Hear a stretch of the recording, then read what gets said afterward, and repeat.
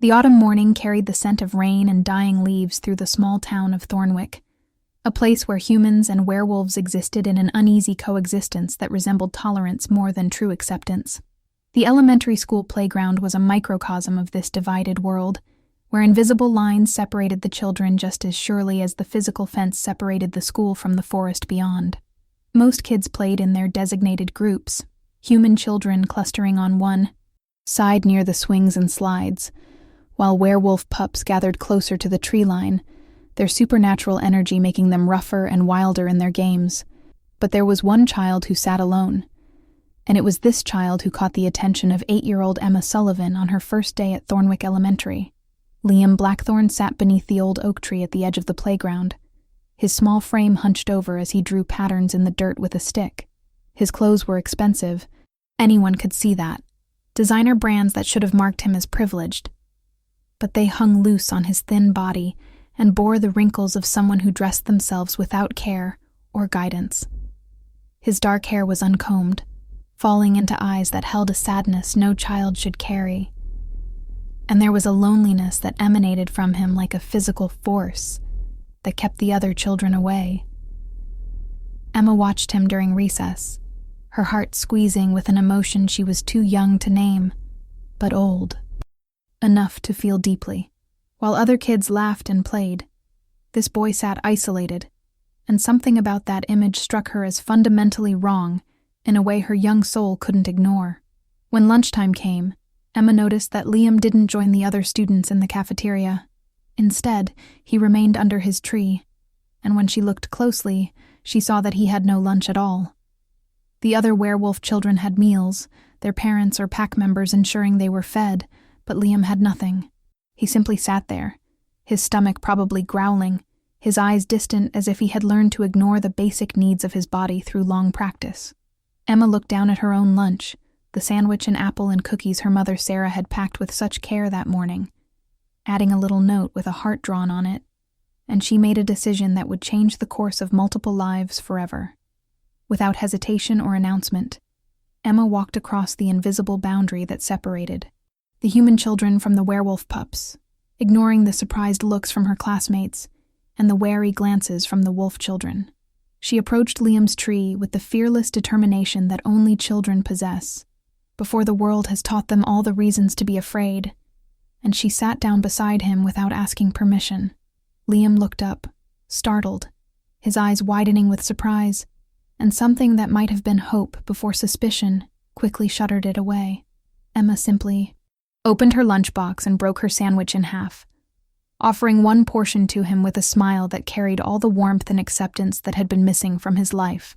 For a long moment, Liam just stared at the offered food, then at Emma's face, searching for mockery or pity or any of the negative emotions he had learned to expect from others, but he found only genuine kindness and the simple desire to share what she had with someone who had nothing, slowly, carefully, as if afraid the offer might be snatched away.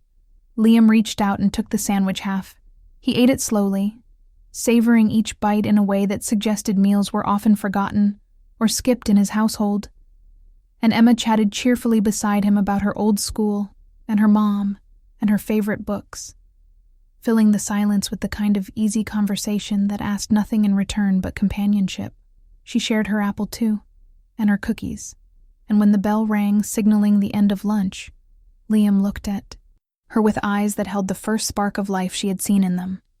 He didn't say much, werewolf children often being more reserved than their human counterparts, but he whispered a quiet thank you that carried the weight of gratitude far beyond a simple shared meal. Emma just grinned and told him she'd see him tomorrow, already planning to ask her mom to pack extra food, and as she skipped back to class, she didn't notice the way Liam watched her go with an expression of wonder, as if an angel had descended into his lonely world. This became their routine, day after day, week after week. Every lunch period, Emma would cross the playground divide and sit with Liam under the oak tree, sharing her food and her stories, and her unshakable belief that everyone deserved kindness. Slowly, painfully slowly, Liam began to open up. He started talking more, sharing little details about his life in careful, measured doses, never quite revealing the full truth of his home situation, but giving Emma glimpses of a existence marked by absence and neglect. He told her about the big, empty house where he lived, about servants who prepared meals he ate alone, about a father who was always busy with important pack business and never had time for school events or bedtime stories. Emma listened with the intense focus children give to things that matter, and she responded not with pity, but with fierce protectiveness, declaring that Liam was her friend now, and friends took care of each other. The other children noticed, of course. Some of the human kids whispered that Emma was weird for befriending a werewolf, especially one as strange and isolated as Liam Blackthorne. Some of the werewolf pups muttered that Liam was even more pathetic than they thought if he needed a human girl to feed him. But Emma had inherited her mother's stubborn streak and refused to be swayed by gossip or social pressure. She continued her daily lunch sharing with absolute consistency, and gradually, imperceptibly, Liam began to change. He started combing his hair and taking more care with his appearance. He smiled more often, his eyes losing some of their haunted quality and gaining a brightness that transformed his whole face. He even began to participate in class more, his natural intelligence emerging now that he had something to look forward to each day. Someone who saw him as more than the forgotten son of a terrifying alpha. What Emma didn't know, couldn't possibly know with her limited understanding of werewolf biology and pack dynamics, was that her daily contact with Liam was leaving her scent all over him. Werewolves had a sense of smell thousands of times more powerful than humans, and pack members could identify each other and track emotional states through scent alone. Every day, Liam went home carrying Emma's scent, a sweet combination of vanilla from her mother's baking and wildflowers from the garden where she played, and something uniquely her own, something warm and comforting that clung to Liam's clothes and skin and hair. For months, this went unnoticed because Liam's father barely spent time with his son, passing him in hallways without truly seeing him, too consumed with pack leadership and his own carefully maintained emotional distance to pay attention to the details of his child's life. But eventually, inevitably, Cade Blackthorne noticed. He was the alpha of the Shadow Wolves, one of the most powerful werewolf packs in the northeastern territories, a man whose very name inspired fear and respect in equal measure throughout the supernatural community. He was a massive figure, 6 feet 4 inches of pure muscle and predatory grace, with dark hair that he kept military short, and eyes that shifted between human brown and wolf gold depending on his mood.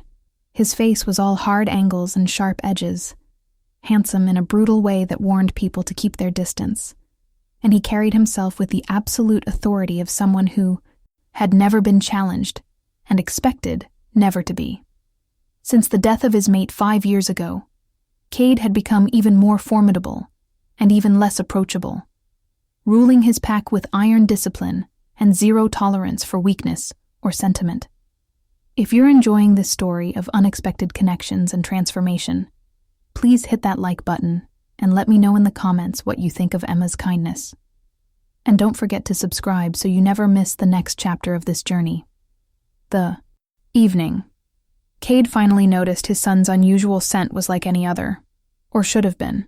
He had returned late from pack business, a territorial dispute with a neighboring pack that had required his personal intervention, and the kind of violent posturing that reminded everyone why he was alpha. He was tired and frustrated, wanting nothing more than a drink and silence, when Liam crossed his path in the hallway of their sprawling estate. The boy mumbled a quiet goodnight and tried to hurry, past, long accustomed to making himself invisible in his father's presence. But something made Cade pause. His wolf, the predatory creature that lived beneath his human skin, suddenly surged to attention with an intensity that demanded investigation. There was a scent on his son, a human scent. And not just any human, but a specific individual whose smell had been growing stronger and more persistent over recent months. Cade's hand shot out and gripped Liam's shoulder, stopping the boy in his tracks. Liam froze, his whole body going rigid with the instinctive fear response that all werewolves felt in the presence of a dominant alpha, especially one as powerful and unpredictable as Cade had become. Cade leaned down, his enhanced senses analyzing every molecule of scent that clung to his son, and what he discovered sent a cold shock of realization through his system. This wasn't a casual encounter smell, the kind children picked up from playing near each other at school. This was deep, personal, intimate contact repeated over long periods of time. Someone had been touching his son regularly, holding him close enough to saturate his clothes and skin with their scent. And that someone was a human child.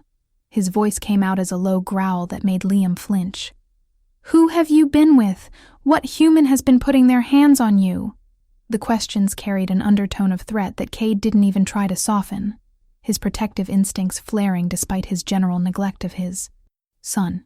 Werewolf children were precious, especially the children of alphas, and the idea that some unknown human had been in close contact with Liam without his knowledge triggered every territorial alarm in Cade's nature. Liam trembled under his father's grip, caught between the ingrained need to obey his alpha and the equally powerful desire to protect the one source of happiness in his otherwise bleak existence. He stammered something incoherent, his eyes filling with tears that he desperately tried to blink back, because showing weakness in front of his father had never ended well. Cade's frustration mounted at his son's inability to answer, and he realized with uncomfortable clarity that he had no idea about Liam's daily life, no knowledge of his friends or routines or the people he spent time with. When had he last asked Liam about school? When had he last sat down with his son for a meal, or a conversation that wasn't barked orders or distracted acknowledgments? The questions stirred something uncomfortable in his chest, something that felt dangerously close to guilt, and Cade shoved it away with the practiced ease of years of emotional suppression. He didn't have time for guilt or self-reflection. He needed answers about this human who had somehow become central to his son's life without his awareness or permission. He released Liam and pulled out his phone, making a call to Marcus, his beta and second-in-command. Within minutes, Marcus arrived, a solid presence, with sandy hair and shrewd eyes that missed nothing. Cade gave him a terse explanation and an order to find out everything about the human child who had been in contact with Liam, to identify them and their family, and assess whether they posed any threat to the pack or to his son. Marcus nodded and disappeared to make it happen, his efficiency one of the many reasons Cade trusted him above all others, and within hours the investigation bore fruit. The human was Emma Sullivan, 8 years old, daughter of Sarah Sullivan, a single mother who worked as a teacher at the local community college. They lived in a modest house on the edge of town, nowhere near werewolf territory, and by all accounts were completely ordinary humans with no known connections to the supernatural world. But what his investigators discovered about the nature of Emma's interaction with Liam made Cade go very still, in a way his pack members recognized as dangerous. The little girl had been feeding his son.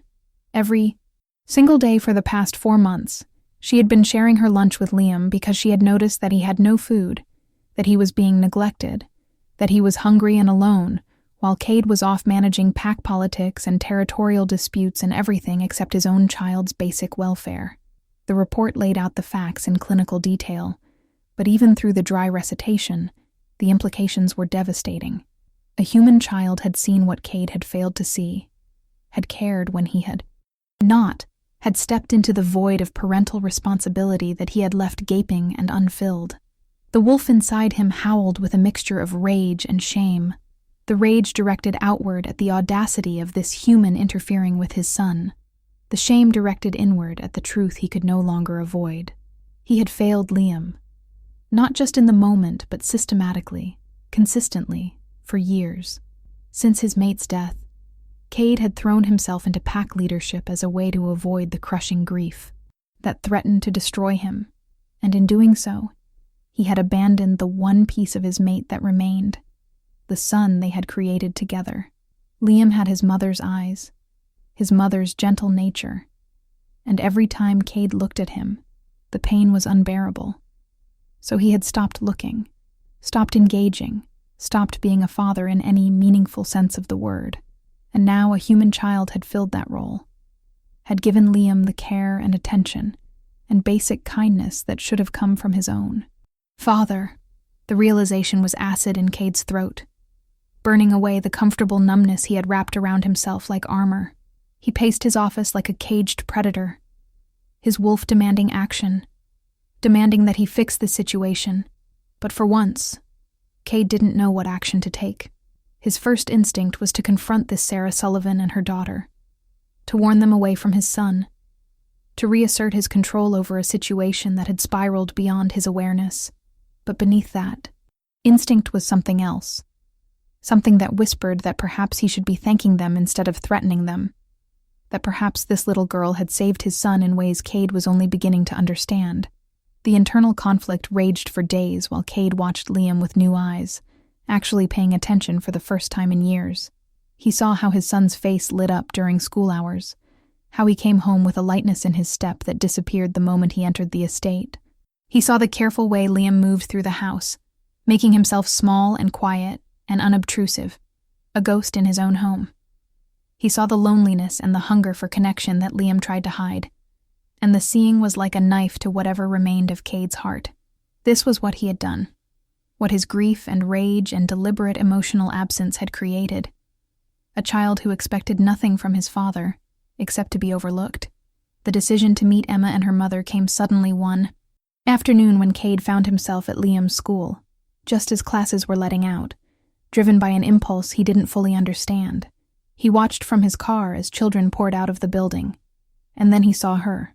Emma Sullivan was easy to identify, a small girl with long brown hair and a ponytail, wearing jeans and a bright yellow jacket that seemed to embody sunshine itself. She was laughing with Liam, their heads bent together over something she was showing him, completely unself-conscious, about their friendship despite the stares and whispers from other children.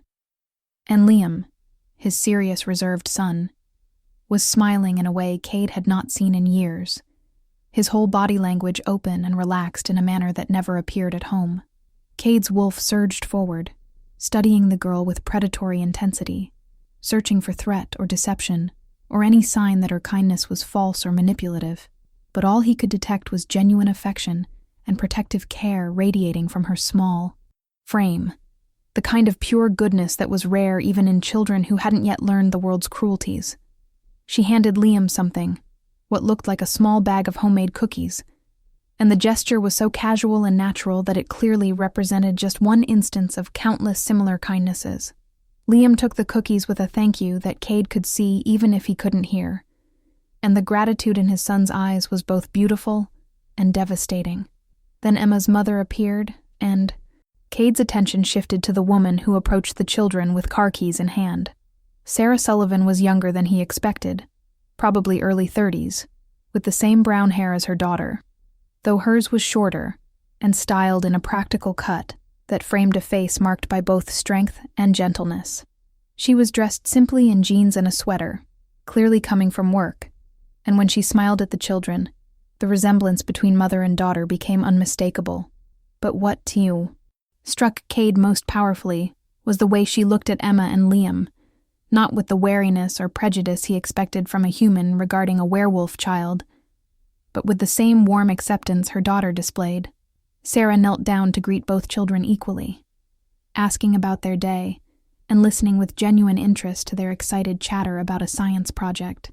She ruffled Liam's hair with the casual affection of someone who had done it many times before, and Liam leaned into the touch, with a desperate hunger that made Cade's chest constrict painfully. When was the last time he had touched his son with affection? When was the last time Liam had felt safe enough to seek comfort from him? The questions had answers Cade didn't want to examine too closely, answers that reflected poorly on everything he had told himself about being a strong alpha who didn't coddle weakness. As Sarah stood up and took Emma's hand to head toward their car, Liam walked slowly in the opposite direction, toward where the pack driver waited to take him home, and the contrast between the two partings was stark. Emma and Sarah chatted and laughed together, their connection evident in every gesture and word, while Liam walked alone with shoulders slightly hunched, preparing to return to an empty house where expensive things substituted for actual parenting. Cade sat in his car watching this tableau, and something inside him cracked, a fissure in the wall of ice he had built around his emotions, and through that crack poured a flood of feelings he had been suppressing for 5 long years. That night, for the first time since his mate's death, Cade went to Liam's room. He knocked, waiting for permission to enter in a show of respect he had never offered before. And when Liam called out a surprised and hesitant, "Come in," Cade pushed open the door to find his son sitting at a desk doing homework. Liam looked up with wide eyes, clearly expecting punishment or criticism, his body language defensive and wary.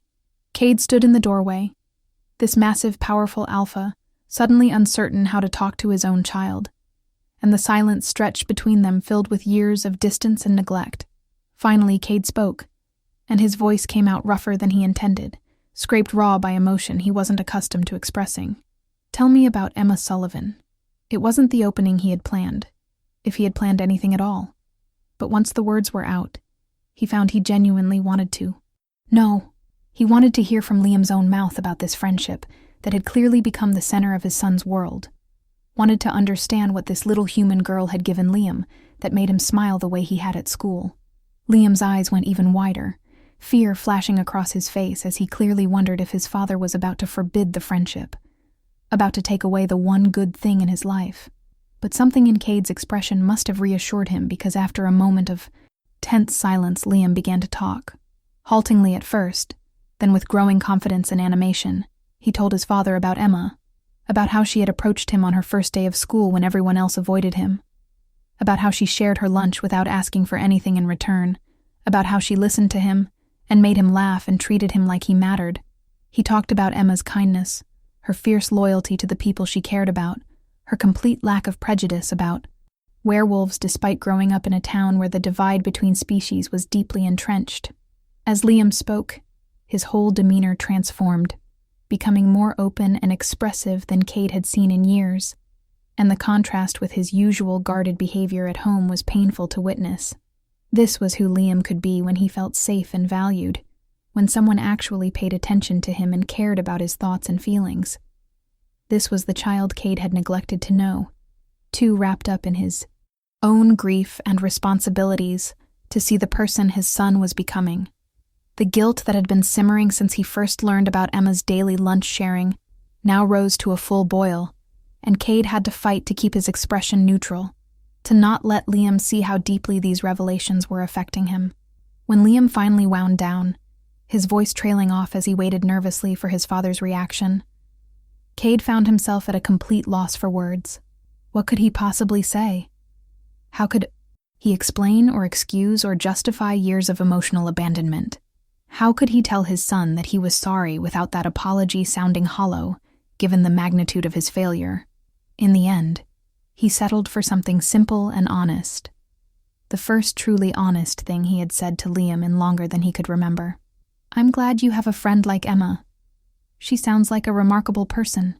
The words were inadequate, barely scratching the surface of everything that needed to be said, but Liam's face lit up with such surprised joy that Cade realized his son had expected criticism or commands to end the friendship, not acceptance or approval. They talked a bit longer that night, carefully navigating conversation like strangers learning to communicate in a new language, and when Cade finally left Liam's room, he felt exhausted in a way that had nothing to do with physical exertion.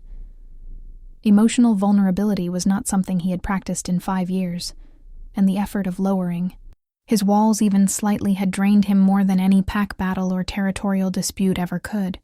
But he also felt something else, something he barely recognized after so long in the cold darkness of grief and rage. It might have been hope, fragile and tentative. The possibility that maybe he could fix what he had broken, that maybe it wasn't too late to be the father Liam deserved.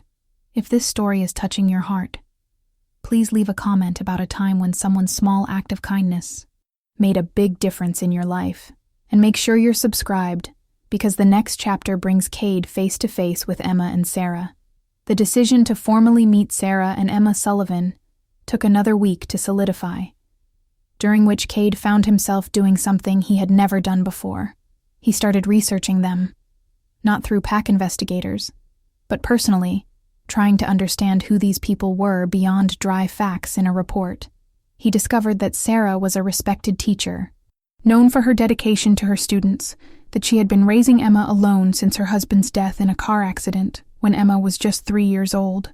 He learned that they were active in their community, that Sarah volunteered at the local library, and Emma was involved in an environmental club at school despite her young age. Everything he found painted a picture of good people, the kind of humans who made their corner of the world better through small, consistent acts of kindness and responsibility. But information only went so far, and Cade needed to see them for himself, to assess with his own senses whether they posed any threat to Liam or whether, as seemed increasingly likely, they had been nothing but a blessing his son desperately needed.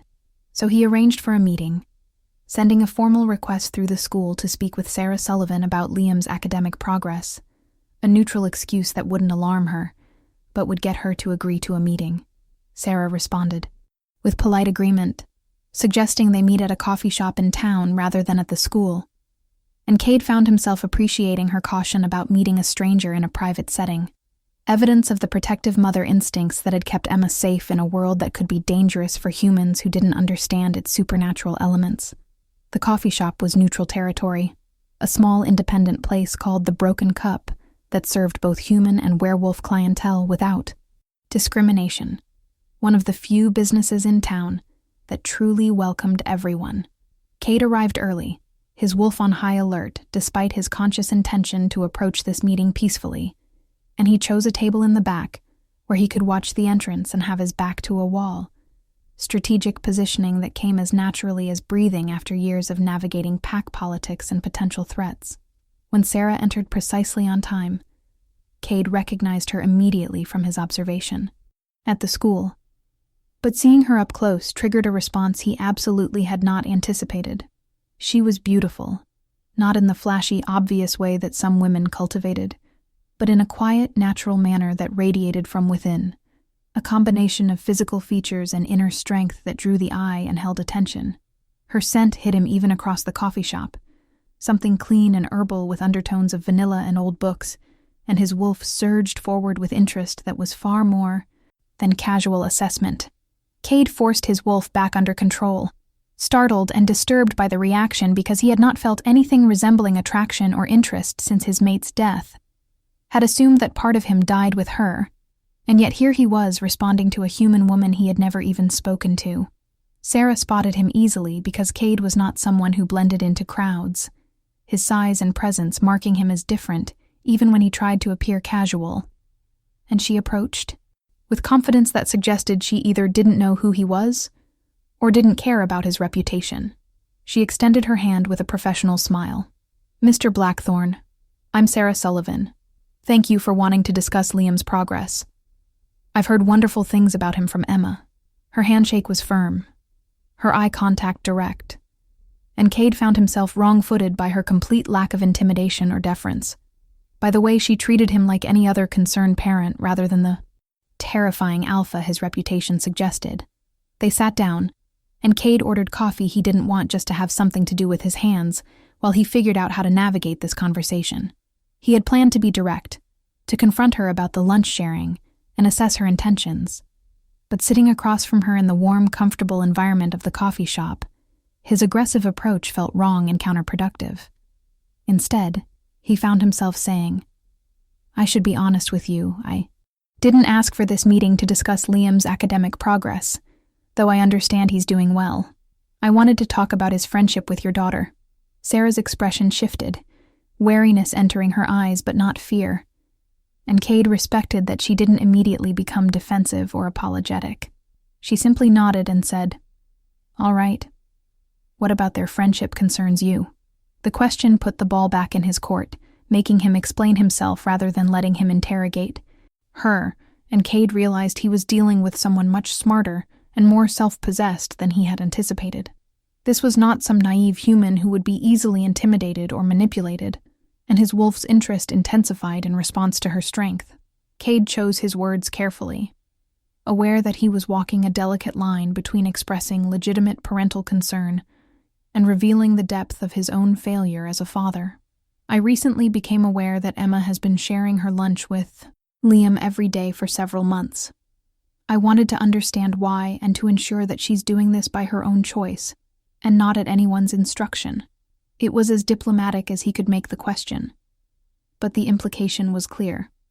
He was asking if Sarah had sent Emma to befriend his son for some ulterior motive, though what motive a human woman might have for cultivating a relationship with a werewolf child, he couldn't begin to guess. Sarah's eyes flashed with something that might have been anger or offense, but she controlled it quickly and responded in a measured tone. Emma shares her lunch with Liam because she's a kind child who noticed another child going without. I didn't instruct her to do it, didn't even know about it for the first few weeks until she asked me to start packing extra food so she would have enough to share. When I asked her why, she told me about Liam, about how he sits alone and never has lunch, and she asked me if it was okay to be his friend. Sarah paused, and now the anger did creep into her voice, controlled but unmistakable. I told her that kindness is always okay, that befriending someone who is lonely is one of the best things a person can do, and that she should never let anyone make her feel bad for caring about others. The words hit Cade like physical blows, each one a reminder of his failures and of the truth he had been avoiding. Liam sat alone. Liam never had lunch. Liam was lonely. These were facts a stranger's child had, noticed while Cade himself had remained oblivious, and the shame of it burned through him with searing intensity. But beneath the shame was something else. A profound gratitude toward this woman and her daughter, who had seen his son's need and responded with simple human decency, who had not ignored or dismissed or mocked, but had instead offered friendship and care without expecting anything in return. Cade's carefully maintained composure cracked, and he heard himself saying something he never intended to admit to anyone, least of all a human stranger. You're right. About all of it. Liam was alone and going without and lonely, and I didn't see it because I wasn't looking, because I've been a terrible father since my mate died. The confession emerged rough and painful, scraping his throat on the way out, and he saw Sarah's expression shift from wariness to surprise, to something that looked disturbingly like compassion. He didn't want her compassion, didn't deserve it, but he found he couldn't stop talking now that he had started. Your daughter has been more of a parent to my son than I have been, and I came here today intending to thank you for that, though I handled it poorly. The silence that followed his admission stretched between them, heavy with implications and emotions neither of them had expected from this meeting. Sarah studied him with an intensity that matched his own, and Cade wondered what she saw when she looked at him, whether she could see past the alpha dominance and the reputation for cruelty to the broken man underneath, who had been running from grief for 5 years and had finally hit a wall he couldn't break through or avoid. When she finally spoke, her voice was gentler, but still carried steel underneath, the tone of someone who would not be pushed around, but could offer understanding to those who earned it. Mr. Blackthorne, I don't know what you're going through or what you've been through, and I won't presume to judge your parenting when I don't know the full situation, but I do know that Liam is a sweet, intelligent, kind boy who deserves to be seen and valued and loved. Emma adores him. And honestly, he's been good for her too. Since her father died, she's sometimes struggled with feeling powerless and sad, but helping Liam has given her a sense of purpose and reminded her that even kids can make a difference. Sarah leaned forward slightly, her eyes locking with Cade's in a way that very few people dared. So here's what I propose. Instead of you and me having some territorial conversation about boundaries and intentions, why don't we focus on what's best for both of our children? They clearly care about each other, and I think their friendship is healthy and positive for both of them. Cade found himself nodding before he consciously decided to agree, responding to the wisdom and directness of her words. This woman had no reason to be diplomatic with him, no reason to offer him an easy path forward, and yet she was doing exactly that because she genuinely cared about the children involved, rather than about pride or power or any of the usual games people played. It was refreshing and unsettling in equal measure, and Cade realized he was completely out of his depth in dealing with someone who operated from a place of authentic goodness rather than calculated self-interest. They talked for over an hour, the conversation evolving from stiff formality to something approaching genuine dialogue, as Cade found himself opening up in ways he never did with anyone. He told Sarah about his mate's death, about the grief that had nearly destroyed him, about how he had thrown himself into pack leadership as a survival mechanism and had lost sight of everything else, including his own son. Sarah listened without judgment or platitudes, occasionally asking questions that showed she was really hearing him and thinking about what he was saying. In turn, she shared about her own experience with loss, about the difficulty of single parenting and the constant fear that she wasn't doing enough for Emma, about the isolation of being a human woman in a town where werewolves held most of the social and economic power. By the time they left the coffee shop, something had shifted between them, a foundation of understanding and mutual respect that neither had anticipated when the meeting began. Cade found himself suggesting that perhaps they could arrange a playdate for the children, a formal recognition of the friendship that had been developing in secret, and Sarah agreed with a smile that transformed her whole face and made Cade's wolf rumble with approval. They exchanged phone numbers, ostensibly to coordinate schedules for the children, and as Cade drove back to the Pack estate, he felt something he hadn't experienced in 5 years, a lightness in his chest that might have been the beginning of healing. The first official playdate happened the following weekend at a local park that was neutral, ground between werewolf and human territories. Cade brought Liam, who vibrated with barely contained excitement at the prospect of spending time with Emma outside of school, and Sarah arrived with Emma, who immediately launched herself at Liam with a hug that the boy returned with touching enthusiasm. Cade and Sarah sat on a bench watching their children play, and the conversation between them flowed more easily than it had any right to given how recently they had met, and how different their worlds were.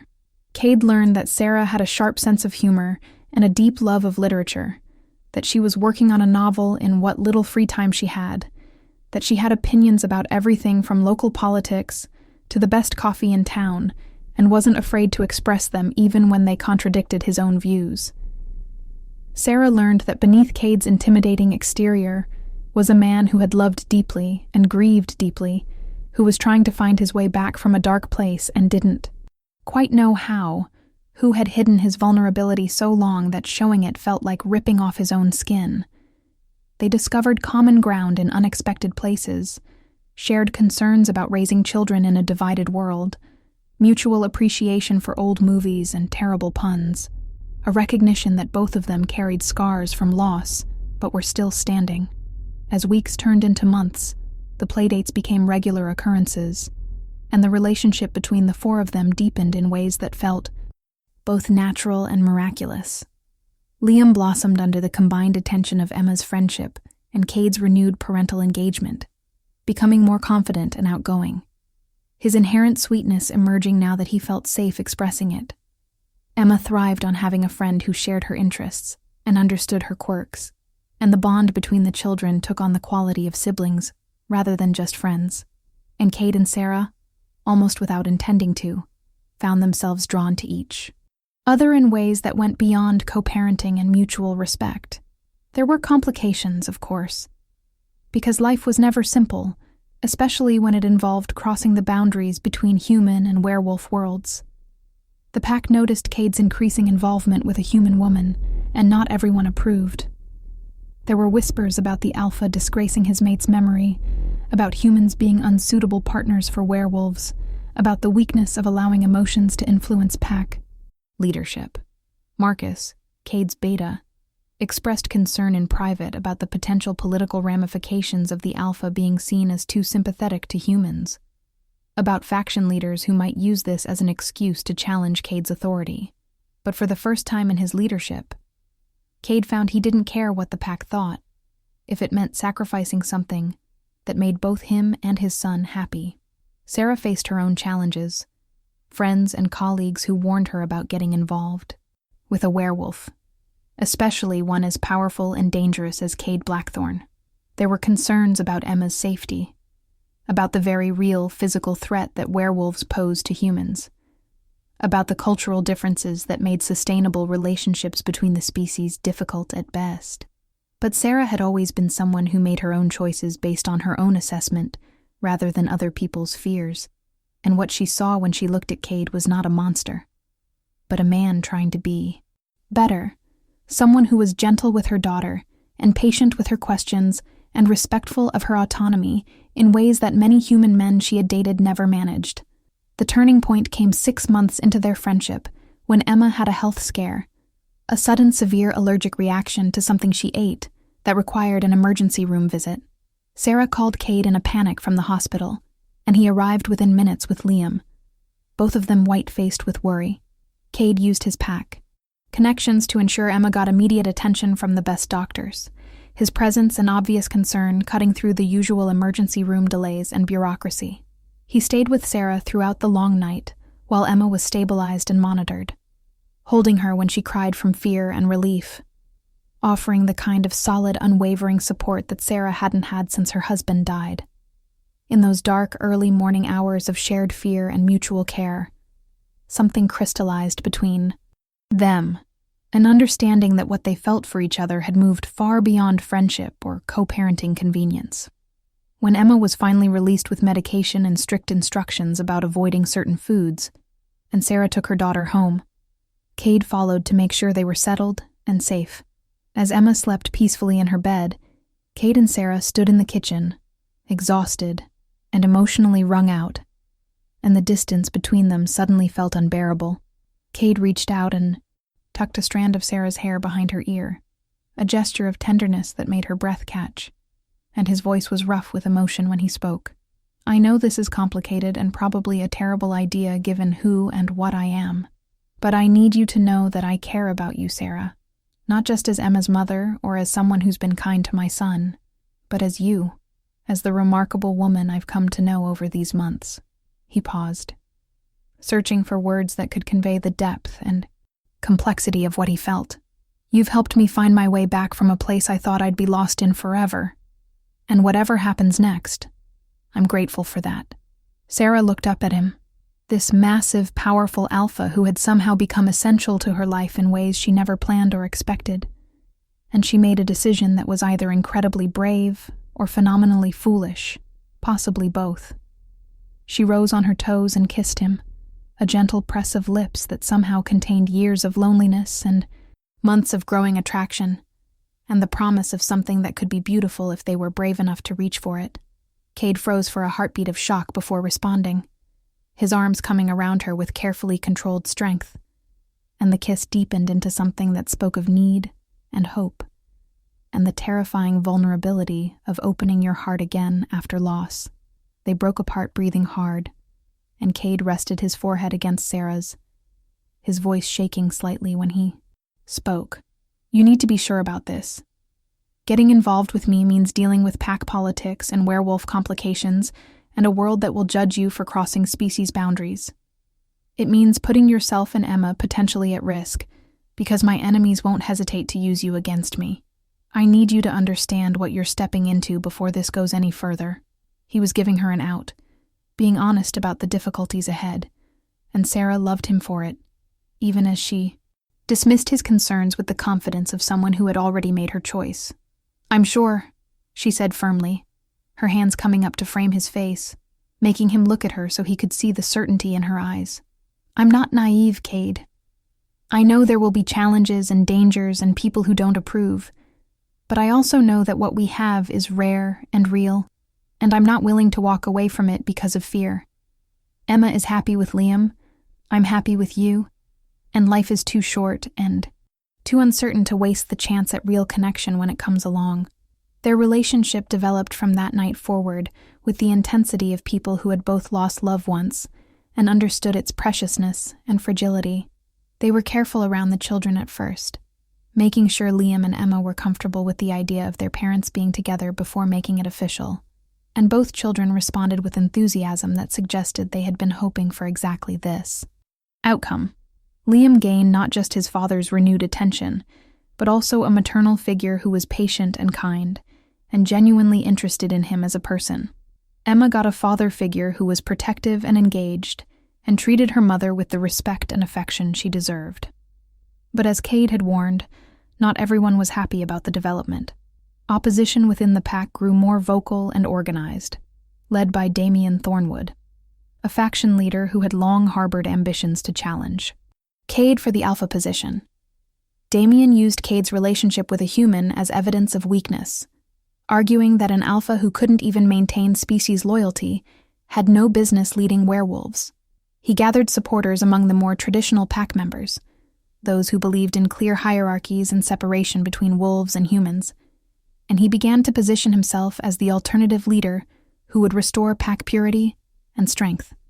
The political maneuvering came to a head at a pack gathering where Damien formally challenged Cade's leadership, invoking ancient werewolf laws that allowed for leadership challenges based on failures to uphold pack values and traditions. The challenge put Cade in an impossible position, because defending his relationship with Sarah meant arguing against deeply held pack beliefs, while ending the relationship to maintain political power meant sacrificing his own happiness and betraying the woman he had come to love. It was a test of what kind of alpha he wanted to be, whether leadership meant bending to tradition or having the courage to forge a new path. Cade stood before the assembled pack, his massive frame radiating authority, even as he prepared to make himself vulnerable in a way that alphas rarely did. He spoke about loss and grief, and how darkness had nearly consumed him, about the son he had failed, and the emptiness that had defined his existence since his mate's death. He spoke about Emma and Sarah, about how their kindness and humanity had pulled him back from the edge and reminded him that strength came not from isolation and dominance, but from connection and the courage to love despite the risk of pain. He acknowledged that his relationship with Sarah broke with tradition, but he argued that traditions which prevented healing and growth were traditions that needed to be examined and possibly changed. His words divided the pack sharply, some members moved by his honesty and willing to consider that perhaps werewolf, society's rigid separation from humans, did more harm than good. Others convinced that he had been compromised by human softness and was no longer fit to lead. The tension built toward violence, the traditional resolution for leadership challenges. But before it could escalate, something unexpected happened. Liam stepped forward, a young boy entering an adult conflict, his voice shaking but determined as he addressed the pack members who had known him his entire life. "You want to know if my father is strong enough to be alpha?" Liam's voice carried despite his fear, his youth making his words more powerful rather than less. "He's strong enough to admit when he's wrong, and to change, and to be better. He's strong enough to choose love over fear, and to protect what matters instead of what's traditional. Emma and her mom didn't make him weak. They made him remember how to be the alpha my mother would have wanted him to be, the father she wanted me to have. And if you can't see that, then maybe you're the ones who are weak." The silence that followed Liam's declaration was profound, broken finally by Marcus stepping forward to stand beside Cade. A clear statement of support from the beta that carried significant weight. "The boy speaks truth," Marcus said, his voice carrying the authority of his position. "I've served under Cade for 15 years, and I've never seen him stronger or more effective than he's been these past months. His judgment is clearer, his leadership more balanced, and the pack has prospered under his recent decisions. If we reject him now because he found happiness with a human, we're not protecting our values, we're enforcing our prejudices, and there's a difference." Other voices joined Marcus, pack members who had noticed the positive changes in their alpha, who had seen how Cade's renewed engagement with his son had made him more attentive to the needs of all pack members, especially the young and vulnerable. The tide slowly turned, not universally, but enough that Damien's challenge lost its momentum and legitimacy.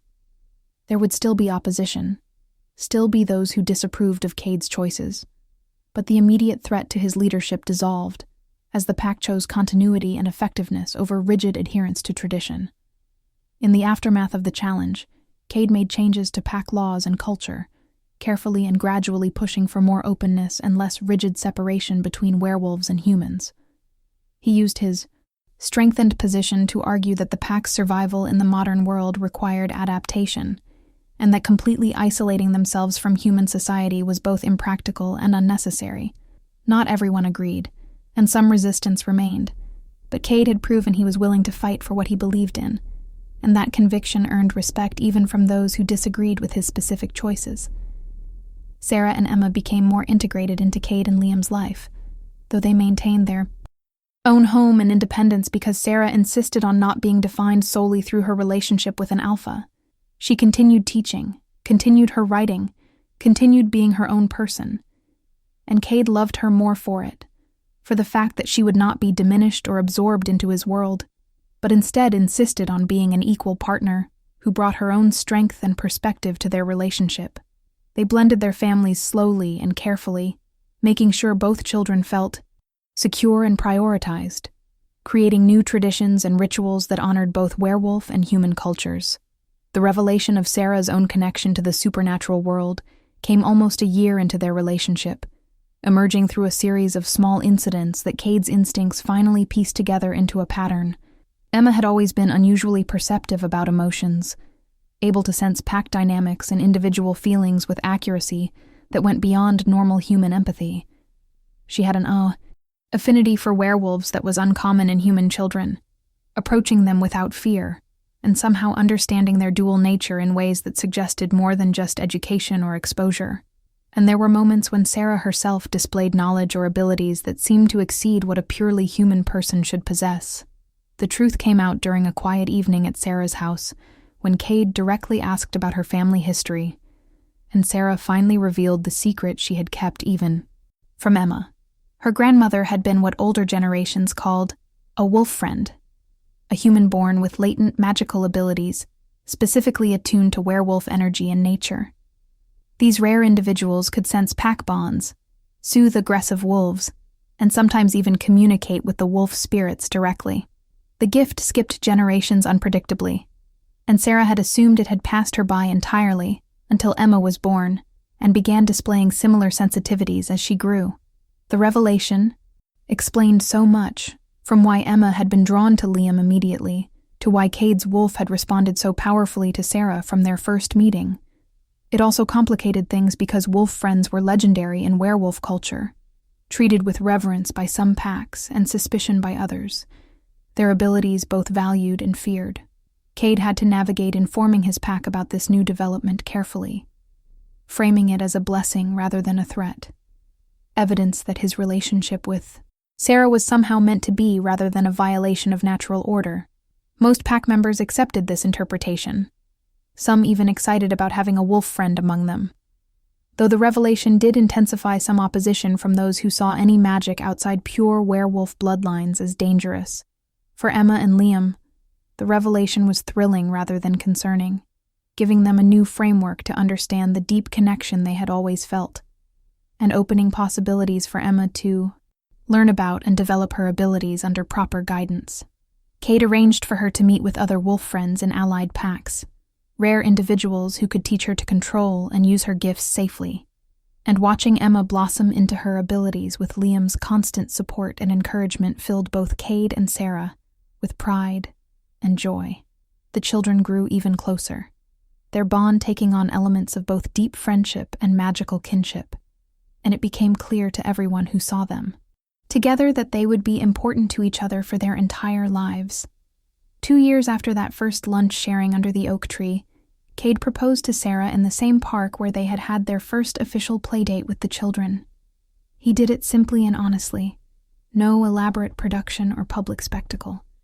Just the 4 of them together as the sun set, Cade on one knee telling Sarah that she had saved him and Liam both, that she had brought light back into their darkness, and that he wanted to spend the rest of his life loving her and building a family with her.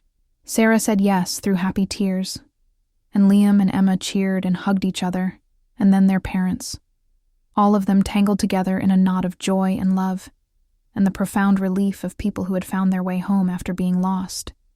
The wedding itself was a careful negotiation of tradition and innovation, blending werewolf pack rituals with human ceremony in ways that honored both cultures and signaled Cade's commitment to creating a more inclusive pack culture. It was attended by pack members and human friends alike, a gathering that would have been unthinkable just a few years earlier, and though there were still those who disapproved or attended grudgingly, the overall atmosphere was one of celebration and hope. Emma served as Sarah's maid of honor, and Liam as Cade's best man, the children integral to the ceremony that made them an official family. And when Cade and Sarah exchanged vows, promising to love and protect each other and their children, there wasn't a dry eye among those who understood how hard-fought this happiness had been. The years that followed brought their share of challenges and joys, the normal struggles of blended families combined with the unique complications of werewolf politics, and Sarah's developing reputation as a wolf friend who could mediate disputes and soothe pack tensions in ways that traditional alpha dominance never could. Cade's leadership evolved, becoming more collaborative and less authoritarian, his pack prospering under an approach that valued contribution over pure strength and encouraged diverse perspectives rather than demanding conformity. Some traditional packs criticized his methods, but others began to see the benefits of his approach. And slowly, very slowly, werewolf society began to shift toward greater openness and acceptance of human connections. Liam grew into a confident, compassionate young man who chose to pursue studies in social work rather than following the traditional alpha heir path of pack management and territorial defense.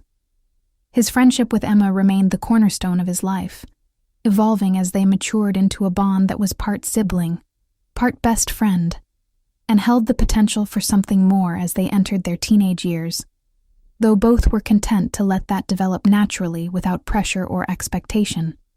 Emma discovered that her wolf friend abilities extended beyond werewolves to other supernatural beings, making her a valuable bridge between different communities and suggesting a future role as a mediator or diplomat in the hidden magical world. Sarah published her novel, a story about overcoming grief and finding unexpected love that drew heavily from her own experiences, and it became a surprise bestseller that brought her recognition and financial independence that further solidified her position as Cade's equal partner rather than dependent. Cade learned to balance his alpha responsibilities with genuine family time, making sure that the mistakes he made with young Liam were never repeated, that his children knew they were loved and valued, and that no pack business was ever more important than their well-being. He also began mentoring other alphas who struggled with emotional availability and family connection, using his own failures and recovery as teaching examples that helped others avoid the same pitfalls. The transformation that began with a little girl sharing her lunch with a lonely boy rippled outward in ways none of them could have predicted, changing not just individual lives, but slowly reshaping the entire werewolf community's understanding of strength, leadership, and the value of compassion. It proved that kindness was never wasted, that small acts of care could have profound consequences, and that sometimes the bravest thing a person could do was simply notice someone else's pain and choose to help without expectation of reward or recognition. Years later, when Emma and Liam were preparing to graduate high school and embark on their own adult journeys, the family returned to the park where so much of their story had unfolded. They sat together on the same bench where Cade and Sarah had first really talked, watching the sunset paint the sky in shades of orange and gold, and reflected on how far they had all come from those early days of loneliness and grief and cautious hope. Cade wrapped his arm around Sarah while Emma leaned against Liam's shoulder, the four of them a unit forged not by blood alone, but by choice and effort, and the determination to be better than their worst moments. Sarah looked at her daughter and stepson, these remarkable young people who had taught an alpha about true strength and shown a whole community that bridges could be built between any divide with enough courage and compassion, and she felt a swell of pride and gratitude that sometimes threatened to overwhelm her. She thought about that first day when Emma came home asking for extra lunch to share with a lonely boy, how she had said yes without hesitation because kindness was always the right choice, and marveled at how that simple decision had changed absolutely everything. Cade pressed a kiss to the top of Sarah's head, his own thoughts running parallel to hers, thinking about the man he had been before Emma's innocence and Sarah's strength had pulled him back from the abyss. He thought about Liam, the son he had nearly lost to his own grief and neglect, now thriving and whole and preparing to make his own mark on the world. He thought about the pack, slowly evolving toward something better and more inclusive, and about the other families like his who had found healing and happiness by daring to cross old boundaries and challenge outdated beliefs. "Thank you," Cade said quietly, the words addressed to both Sarah and Emma, to the two humans who had saved him and Liam, and in doing so had started a transformation that extended far beyond their small family, for seeing us when we needed to be seen, for caring when it would have been easier not to, for being brave enough to love us despite all the reasons it was complicated and difficult. Emma grinned up at him. This girl who was now a young woman but who still carried that core of pure goodness that had first compelled her to share her lunch with a stranger. You would have done the same for us," she said with the confidence of someone who truly believed it. And maybe she was right. Or maybe Cade would have done it now, but never would have before Emma and Sarah taught him how. Taught him that strength and compassion were not opposing forces, but complementary ones. That the truest power came from lifting others up, rather than holding them down. Liam stirred, his voice quiet but firm when he added his own thoughts. "I think about that first day sometimes, when Emma sat down next to me under the oak tree, like it was the most natural thing in the world to be kind to someone everyone else ignored. I was so lonely, and so convinced that I would always be lonely, that I didn't deserve anything better. If she hadn't done that one simple thing, I don't know where I'd be now, probably still sitting under that tree, still going hungry, still invisible." "You were never invisible to me," Emma said, bumping her shoulder against his affectionately, "and you're not going to get rid of me now. So you better get used to having me around for the long haul." The easy affection between them, the absolute certainty that they would always be part of each other's lives, was a beautiful thing to witness, and Cade found himself hoping that whatever form their relationship ultimately took, they would preserve this foundation of genuine friendship and deep mutual respect. As the sun finally dipped below the horizon, and the first stars began to appear in the darkening sky, the family of four sat together in comfortable silence, each lost in their own thoughts but united in their shared history and their commitment to the future they were building together. They had all been broken in different ways, by death and grief and loneliness and neglect, but they had found each other, and through patience and effort and countless small acts of love, they had become whole, not perfect, because perfection was an illusion, but real and honest and deeply, profoundly good. The story that began with a little girl's simple kindness had grown into something magnificent, a testament to the transformative power of seeing someone else's need and choosing to meet it without calculation or expectation of reward. It proved that family was built not just through biology, but through commitment, that love could heal even the deepest wounds if given time and nurturing, and that change, both personal and societal, began with individuals brave enough to do the right thing, even when it was difficult or unpopular. If this story moved you, please hit that like button and share your thoughts in the comments. Have you ever witnessed how one small act of kindness created ripples of change? I'd love to hear your stories. And don't forget to subscribe for more tales of transformation, redemption, and the incredible power of human and werewolf connection. Thank you for joining this journey, and until next time, remember that you never know how much your kindness might mean to someone who desperately needs it. Epilogue. 5 years after their wedding, the Blackthorn family had become a symbol of positive change in the werewolf community. Their story told and retold as an example of how challenging old prejudices and choosing love over fear could create better outcomes for everyone involved. Cade's pack had become one of the most progressive in the region, known for its inclusive policies and its willingness to work with humans on equal terms rather than from a position of superiority. Other alphas visited regularly to observe and learn, and slowly, pack by pack, werewolf society was evolving toward greater integration and mutual respect. Emma had graduated from college with degrees in supernatural mediation and psychology, becoming one of the youngest certified wolf friends to work professionally as a bridge between werewolf packs and human communities. Her unique combination of magical sensitivity and academic knowledge made her invaluable in resolving conflicts and fostering understanding, and she traveled extensively helping other mixed families navigate the challenges that she and her family had faced and overcome. Liam often accompanied her, using his own experiences as an alpha's son, who chose a different path to encourage other young werewolves to pursue their passions, rather than simply fulfilling traditional expectations. Sarah's work had expanded beyond teaching and writing into advocacy, using her platform and her connection to Cade to push for legal protections for mixed families and reform of outdated werewolf laws that discriminated against human partners and children. She served on several supernatural community councils, her voice carrying weight precisely because she spoke from both experience and principle, refusing to be intimidated by those who still clung to old prejudices. Her second novel, a fictionalized account of a human woman falling in love with a werewolf alpha, became required reading in many supernatural studies programs, and helped normalize cross-species relationships in the popular imagination. Cade himself had become an elder statesman of sorts in werewolf politics, respected even by those who disagreed with his progressive policies, because he had proven that strength and compassion were not mutually exclusive, that an alpha could be both powerful and emotionally available, both traditional in some ways and revolutionary in others.